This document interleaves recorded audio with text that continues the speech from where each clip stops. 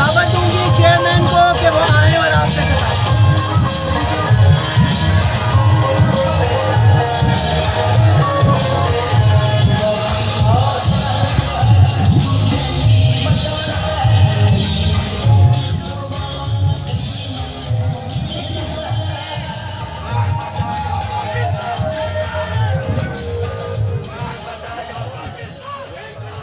بسم اللہ الرحمن الرحیم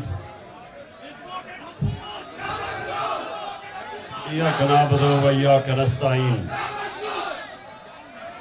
شکریہ. آرام سے اب آپ اپنی کرسیوں پہ بیٹھ جائیں. آرام سے بیٹھ جائیں.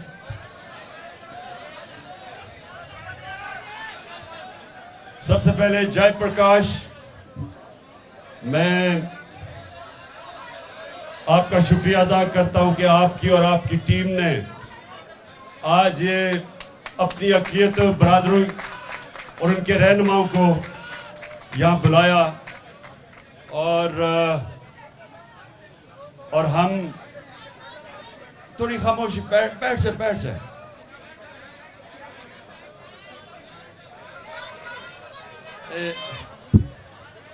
آگے آ کے یہاں بیٹھ جائیں کیونکہ وہ پیچھے نہیں لوگ دیکھ سکتے. آ جائیں یہاں ادھر بٹھا جائیں. نہیں پیچھے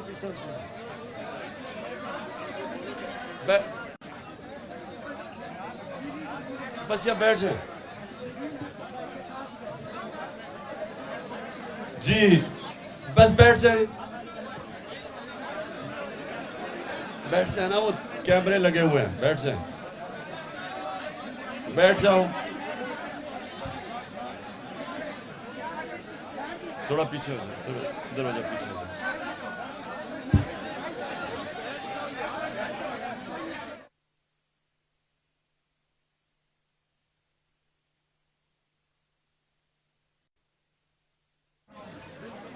آرام سے.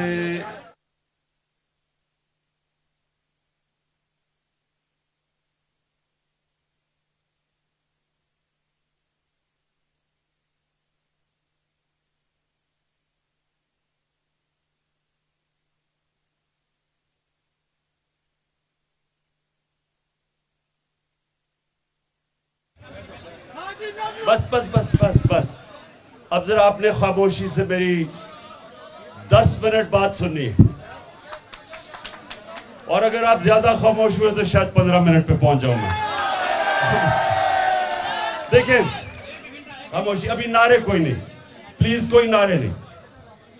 سب سے پہلی چیز کہ میرا جو اللہ ہے وہ رب العالمین ہے، سب انسانوں کا خدا ہے. یہ آپ نے سب نے سمجھنا ہے کہ مسلمانوں کا جو رب ہے وہ سارے انسانوں کے لیے ہے. اور دوسری چیز اس سے بھی زیادہ ضروری آپ کو سمجھنا ہے کہ ہمارے جو اللہ کے پیغمبر نبی صلی اللہ علیہ وسلم وہ رحمت العالمین ہیں. وہ سارے انسانوں کے لیے رحمت بن کے آئے تھے. یہ ضروری آپ کو سمجھنا ہے کیونکہ کوئی بھی ہمارا دین سمجھ ہی نہیں سکتا اگر اس کو اس چیز کی سمجھ نہ ہو کہ ہمارا رب سب انسانوں کے لیے ہے، اور جو ہمارے پیارے نبی صلی اللہ علیہ وسلم وہ سارے انسانوں کے لیے رحمت بن کے آئے تھے. ادھر سے شروع کرتے ہیں کیونکہ یہ بڑی میں نے ساری دنیا دیکھی ہے، اور میں نے مجھے بڑے افسوس سے یہ دیکھنا ہے کہ ہر جگہ کہیں زیادہ کہیں کم، لیکن انسانوں کے خلاف صرف اس لیے نفرت کہ یا ان کا رنگ فرق ہے اور یا ان کا دین فرق ہے. اس کی وجہ سے نفرت انسانوں کے ساری دنیا میں ہے، کہیں زیادہ کہیں کم، اور کئی دور میں زیادہ اور کسی دوروں کے اندر کم، لیکن ہے ساری دنیا میں. ابھی امریکہ کے اندر میں پڑھ رہا تھا، نیو میکسیکو میں 4 مسلمانوں کو مار دیا صرف اس لیے کہ وہ مسلمان تھے، ان کو قتل کر دیا. اسلاموفوبیا جس کو ہم کہتے ہیں. تو یہ ساری دنیا کا مسئلہ ہے. لیکن جب ایک مسلمان ملک اپنے دین کے اوپر چلتا ہے اور جب وہ یہ سمجھ آتا ہے کہ اس کا خدا سب انسانوں کا خدا ہے، اور جب اس کا جو پیغمبر آخری اللہ کے پیغمبر وہ سارے انسانوں کے لیے رحمت بن کے آئے تھے، ادھر سے شروع کرتا ہے ہمارا دین. دوسری چیز، ہمارے دین کے اندر انسان برابر ہے. اور جو مدینہ کی ریاست، اس کے اوپر ہم کیوں دیکھتے ہیں؟ کیونکہ وہ ہمارے نبی صلی اللہ علیہ وسلم نے مسلمانوں کی پہلے ریاست بنائی تھی. اب آپ سب کے لیے کہ اس ریاست میں کیا ہوا، ہمارے نبی نے ایک چارٹر سائن کیا. یہودی بھی تھے، مسیح بھی تھے، جتنے بھی انسان تھے ان کے ساتھ انہوں نے چارٹر آف مدینہ سائن کیا، جس کو کہتے ہیں میثاق مدینہ. اور اس میں سب کو برابر کے شریک بنایا. پھر ایک چیز اور جو میں بار بار لوگوں کو بتاتا ہوں کہ ہمارا دین شروع کدھر سے ہوا تھا. 4 خلیفہ جو ہمارے نبی صلی اللہ علیہ وسلم کے بعد آئے، ان میں سے 2 خلیفہ وقت عدالت میں پیش ہوئے. جو ہماری مسلمان، جو ایک بہت بڑی ہستی مسلمانوں کی، حضرت علی رضی اللہ تعالی، وہ عدالت میں جاتے ہیں اور ان کا کیس ہوتا ہے ایک اقلیت سے، یہودی سے. اور وہ آپ یہ سمجھیں کہ خلیفہ وقت، ہیڈ آف سٹیٹ، ایک اقلیت کے ساتھ عدالت میں جاتے ہیں. پہلے تو یہ سوچیں کہ کتنی آج دنیا میں ملک ہیں جدھر ہیڈ آف سٹیٹ ایک عام اقلیت کے ساتھ عدالت میں پریزنٹ ہوگا. کتنے دنیا میں ملک ہیں، بڑے بڑے ملک ہیں، ویسٹرن ڈیموکریسیز ہیں. آپ کو بھی تصور کر سکتے ہیں کہ ایک اقلیت کے ساتھ وہ عدالت میں پریزنٹ ہو. اور لیکن اس سے بھی آگے بات کہ وہ جو کیس ہے، وہ قاضی وہ فیصلہ خلیفہ وقت کے خلاف دے دیتا ہے. اور وہ یہ کہتا ہے کہ میں آپ کی بیٹی کی، کیونکہ آپ کے بیٹا گواہ ہیں، ان کی میں گواہی قبول نہیں کرتا. کتنی دنیا کے اندر یہ ہوگا آج کل، کہ میں آج بات کر رہا ہوں 21ویں صدی میں، کہ آپ کتنے ملکوں میں یہ ہو سکتا ہے کہ ہیڈ آف سٹیٹ ایک مائنورٹی سے عدالت اس کے خلاف فیصلہ کر دے. تو یہ ادھر سے ہم شروع ہوئے تھے. ہمارے انصاف کا نظام ادھر تھا، اور اقلیت انسان برابر تھے مسلمان معاشروں میں. اور ہم ایک اور چیز پہ آتے ہیں. ابھی رائے پرکاش نے بات کی کہ جو فورسڈ کنورژنز ہیں، کہ زبردستی لوگوں کو سندھ میں خاص طور پہ کہ لڑکیوں کو زبردستی مسلمان کر لیتے ہیں. دیکھیں، قرآن کی واضح آیت ہے، دین میں کوئی زبردستی نہیں. یہ اللہ کا فرمان ہے. جب بھی کوئی مسلمان یہ کرتا ہے وہ اپنے دین کے خلاف جاتا ہے، وہ اللہ کے فرمان کے خلاف جاتا ہے کہ زبردستی کسی کو دین کی طرف لے آئے. جو ایمان ہے، یہ سارے سمجھے کہ اللہ قرآن کے اندر اپنے حبیب کو، جو انسان جس سے اللہ سب سے زیادہ پیار کرتے تھے، نبی صلی اللہ علیہ وسلم کو کہتا ہے کہ اے نبی، تمہارا کام ہے صرف پیغام دینا. یہ سن لیں ذرا، میں اپنے مسلمانوں کو بھی یہ بتانا چاہتا ہوں. اللہ اپنے حبیب کو کہتا ہے کہ تمہارا کام ہے صرف پیغام دینا. اگر وہ دین کی طرف آتے یا نہیں آتے، یہ تمہاری ذمہ داری نہیں ہے. یہ اللہ کے اوپر ہے کہ وہ کسی کو ہدایت دیتا یا نہیں دیتا. یہ آپ سب سمجھ جائیں کہ یہ جو زبردستی کسی کا خیال ہے کہ مسلمان کسی کو کرنا، یہ تو اللہ کا تحفہ ہے کہ اگر وہ کسی کو دینا چاہتا یا نہیں. تو یہ بالکل میں پوری طرح ہم اپنے دین کے اوپر چلتے ہوئے اس کی مخالفت کریں گے جو زبردستی لڑکیوں کو مسلمان کیا جاتا ہے.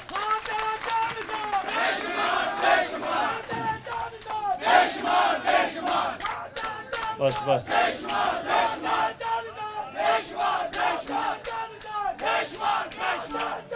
بس بس اچھا اب آ گیا ایک اور ایشو, اور وہ صرف ہماری اقلیتوں کے لیے نہیں ہے, وہ ہر پاکستان کے کمزور طبقے کے لیے ہے. دیکھیں انصاف ہوتا کیا؟ انصاف کا مطلب ہوتا ہے کہ کمزور اور طاقتور قانون کے سامنے ایک برابر.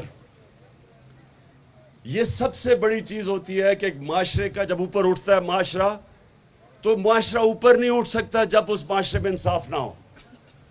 جو بھی دنیا کی تاریخ میں ملک اوپر گئے ہیں ان کا انصاف کا نظام بہتر ہوا ہے.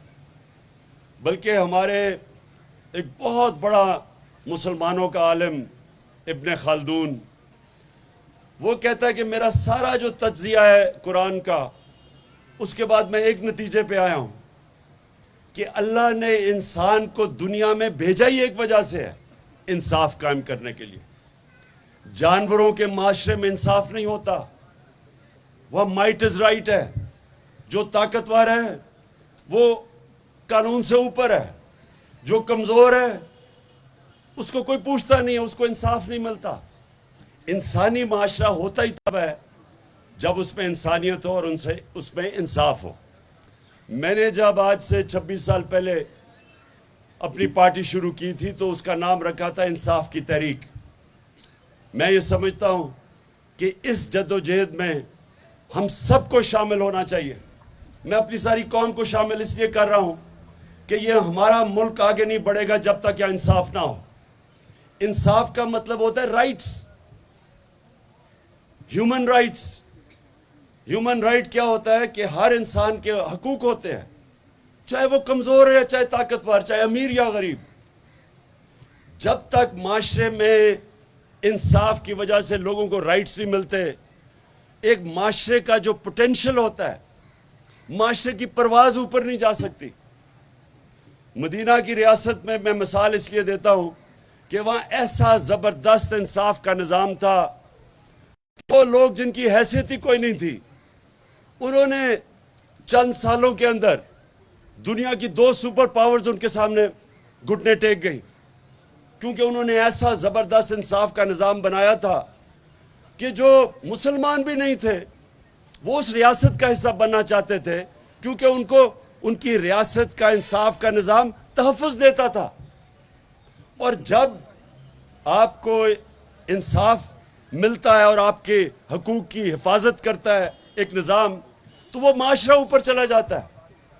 تو ہماری جو جنگ ہے آج وہ ہے انصاف لینے کے لیے, اور جو ہمارے ملک میں جدوجہد ہے وہ ایک چھوٹے سے ٹولے کی ہے کے خلاف ہے, جس کو ہم کہتے ہیں ایلیٹ کیپچر.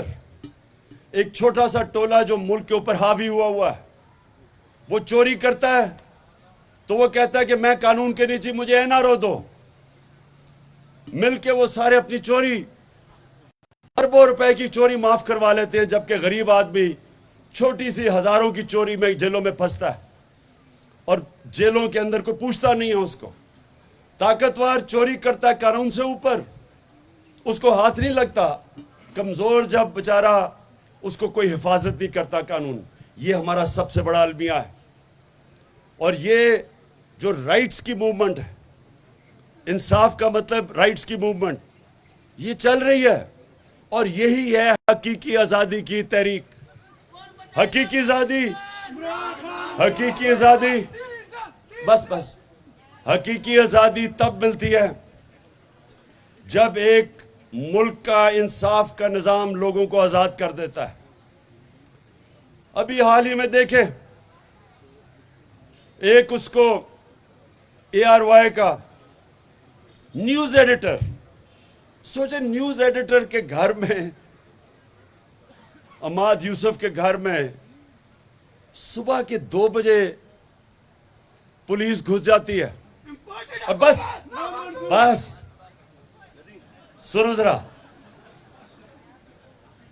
رات کے 2 بجے ایک نیوز ایڈیٹر کے گھر پہ پولیس گھس جاتی ہے اور اس کو اٹھا کے لے جاتی ہے, اور اس کی بیٹی, وہ کہتے ہیں بیٹی شوق میں تھی. کون کس گھر کے اندر اس طرح کا کوئی آ کے کسی کو اٹھا کے لے جائے؟ کسی مہذب معاشرے میں نہیں ایسے ہوتا. ابھی وہ شہباز گل کے ڈرائیور کی بیوی کو اٹھا لیا, اس کی چھوٹی سی بیٹی, کوئی فکر نہیں کی کہ وہ بیچاری اس کے اوپر کیا گزرے گی. ایک منٹ سنیں, بات یہ ہے کہ جب ایک ملک کے اندر انصاف کا نظام نہیں چل رہا ہوتا, وہ لوگوں کی حفاظت نہیں کرتا, طاقتور جو مرضی کر لیتا ہے, جس کی لاٹھی اس کی بھینس, جنگل کا قانون. یہ ہے ہم سب کی سٹرگل. میں انشاءاللہ پرسوں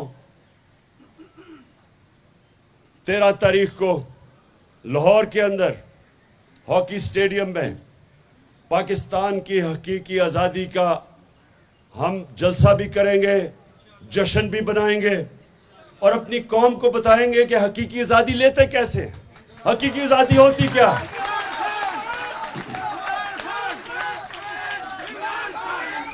قائد اعظم آپ سب کو پتا ہے یا پتا نہیں کہ قائد اعظم نے جب اپنی سیاست شروع کی تھی تو ان کو ہندو مسلم امبیسڈر سمجھا جاتا تھا, یونٹی امبیسڈر, کہ وہ ہندو اور مسلم کو اکٹھا کریں گے. یہ یاد رکھیں کہ قائد اعظم کی جو شروع کی سیاست تھی, ان کی کوشش تھی کہ ہندو مسلم مل کے انگریزوں سے آزادی لیں, انگریزوں سے آزاد ہوں. اور پھر کیا ہوا, ان کو آہستہ آہستہ یہ خوف آنا شروع ہو گیا کہ وہاں ایسے لوگ تھے, وہ جو کانگریس کے اندر ایسے لوگ تھے جو کہ صرف یہ دیکھ رہے تھے کہ وہ سب کے لیے, اقلیتوں کے لیے آزادی نہیں چاہ رہے تھے, وہ صرف ہندوؤں کے لیے آزادی چاہ رہے تھے.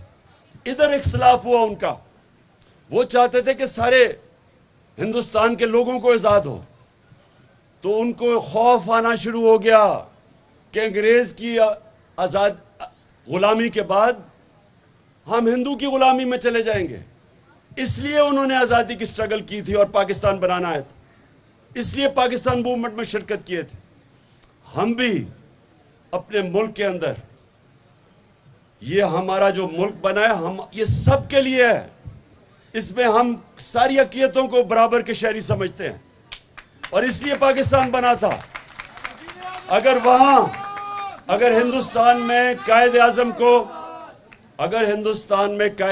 کو یہ ہو جاتا کہ ہم برابر کے شہری رہیں گے, تو وہ تو شروع میں کانگریس کا حصہ تھے. اس لیے آج پاکستان میں جب ہم پرسوں اپنی حقیقی آزادی کا جشن بنائیں گے, تو ہم اپنی ساری اقلیتوں کو بھی پیغام دیں گے کہ آپ پاکستان میں برابر کے شہری ہیں. آپ کے حقوق ہم حفاظت کریں گے, ہم ان کو تحفظ دیں گے. میں آپ کا سب کا شکریہ ادا کرتا ہوں. 11 اگست میں آنے کا. پاکستان زندہ باد.